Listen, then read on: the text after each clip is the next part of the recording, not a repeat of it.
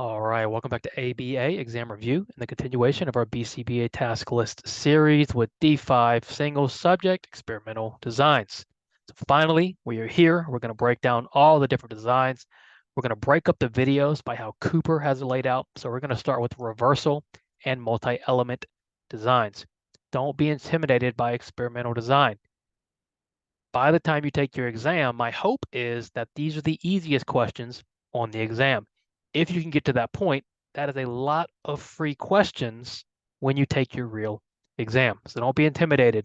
We're going to go through each one, make them very simple because it can get overwhelming, but we're going to keep it as simple as possible. So without further ado, let's start reversal and multi-element designs. Please subscribe if you haven't already. Check out behavioranalystdata.com for all of our study materials. Let us know when you pass. Work hard, study hard. Let's get going. All right, starting with reversal design, probably the most well-known design other than multiple baseline design. It is the one that in practice you would typically do. Now, in practice, normally we're going to just do A, B designs, meaning we're going to have a baseline and then we're going to have an intervention. However, if we're going to set up an actual experimental design, then your reversal design must have at least 3 phases of repeated measures of behavior. For example, ABA would be baseline, intervention, baseline. ABAB would be baseline, intervention, baseline, intervention. And so if you're going to actually use a reversal, or as some people refer to it as a withdrawal design, and we're going to use those interchangeably, there is a slight difference with the withdrawal design often being referred to if, let's say, the behavior is changing, but we don't need to get that granular. Just consider the reversal and withdrawal more or less the same for intents and purposes of understanding what they are. And so if you're going to use this design, we need at least 3 phases. So your first phase, and this is your typical reversal. We're going to get to variations, but your typical reversal has an initial baseline phase with no independent variable. So that's going to be A. So if you look at our picture, A is here. We're then going to intervention, which is B.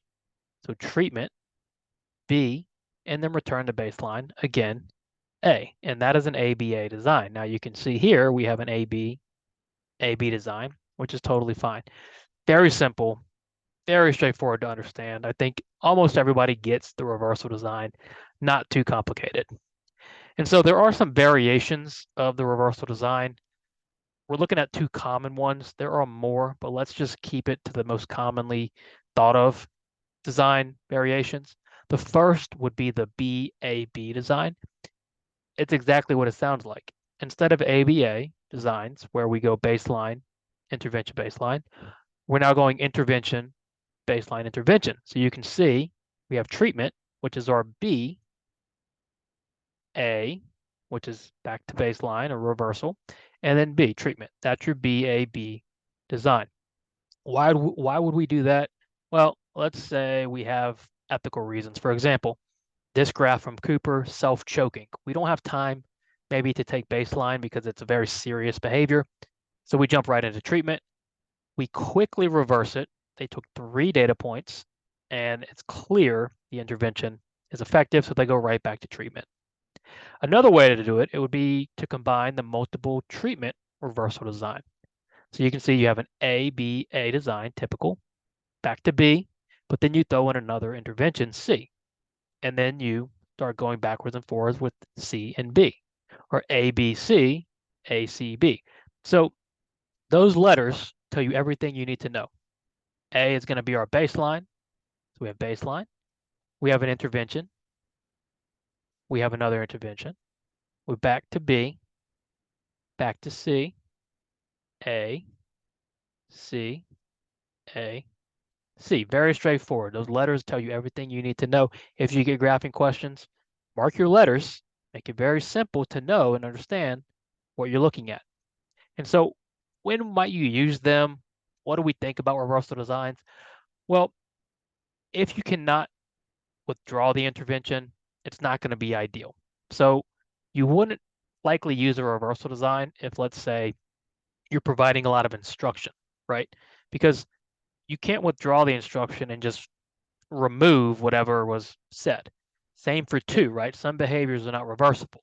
So if you're going to intervene and then withdraw the intervention, but the skill is already there, that's going to be not the best way to get an idea of how you're actually impacting the behavior. So you have to keep that in mind. Also, withdrawing an effective intervention may not be ethical. So back to our last slide where we had the self-choking, they withdrew the intervention for 3 data points, and even then, maybe that was too much, right? You've got to be very careful because you don't want to go in, design a great intervention, fix the problem behavior, and then say, well, now I'm going to withdraw it, okay? That could possibly lead to poor ethical decision making. It might not be socially valid. It may even be dangerous. We're not quite sure. What about reversal designs are often the best way to identify experimental control functional relationships. So when you would want to use them is if 1, 2, and 3 are not really an issue, then reversal designs a lot of times are the best way to establish that experimental control because you're just removing the intervention. And you can establish that sometimes even after 1 reversal. So before you choose it, decide, is withdrawal and reversal a thing? Are the behaviors reversible? Is it ethical? Is it socially valid?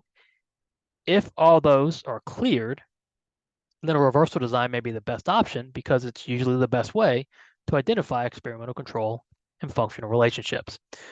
Again, reversal designs, I think most understand them. They're pretty easy. You already do them in a form and practice a lot of times. Pretty straightforward. So let's move ahead to multi-element or alternating treatment designs. Same exact thing, multi-element, alternating treatment, same idea. Now, what happens with these designs? This design is going to show what treatment is most effective among multiple interventions. So we have multiple interventions, and you might say, well, I could do a reversal, and that would be true. However, with a reversal design, you're going to go with your baseline, let's say, and then your first intervention, and you'll do 6 trials with 1 intervention. You'll then have to go to another intervention, do 6 more trials. It's slower, right? It's not going to directly compare them necessarily. You have possibilities that the first intervention is affecting the second intervention too much. So if you really want to see what treatment is better, you might want to consider the multi-element design. So we have 2 or more rapidly alternating treatments, your independent variables.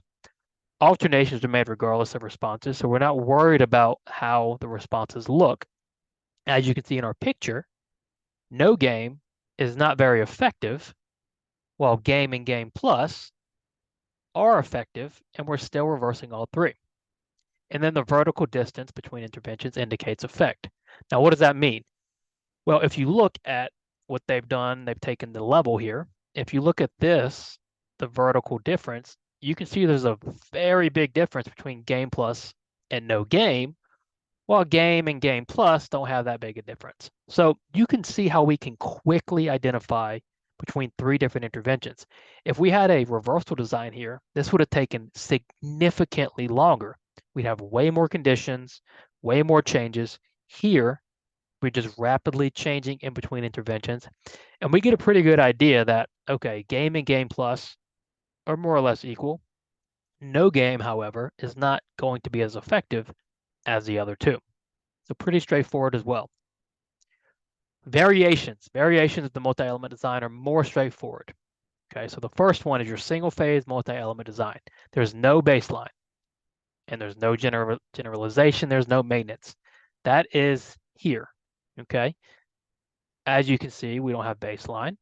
We just jump right into intervention. Now, the second type would be 2-phase design, where you do have a baseline, and then you have a comparison.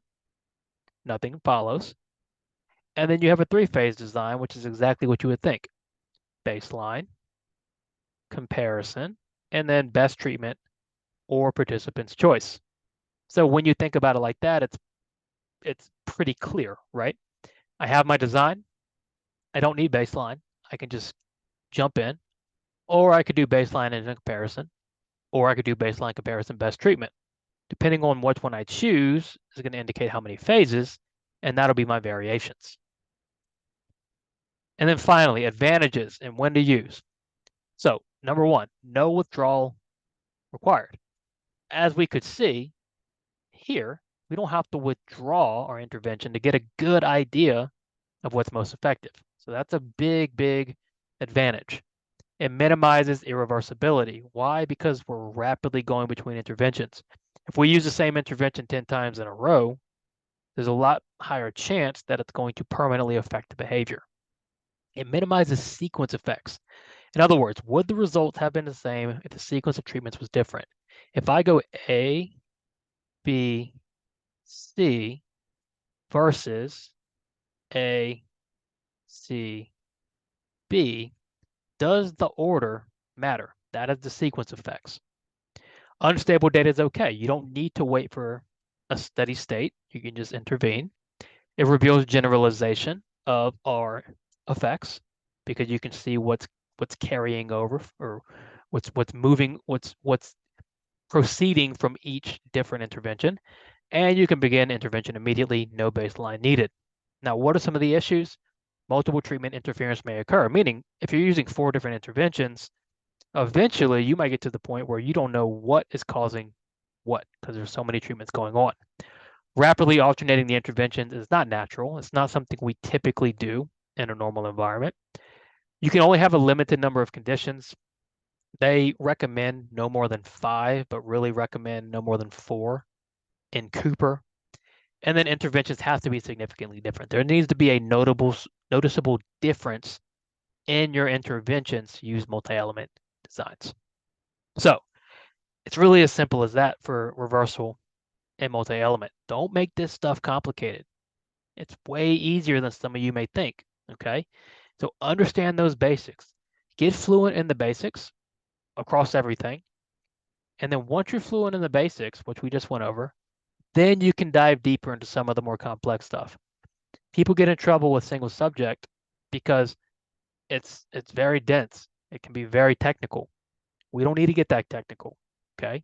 We need to understand the basics. That's what we're going over. As always, please subscribe if you haven't. Check out behavioranalyststudy.com for all of our study materials. As usual, let us know when you pass. Work hard, study hard. See you soon.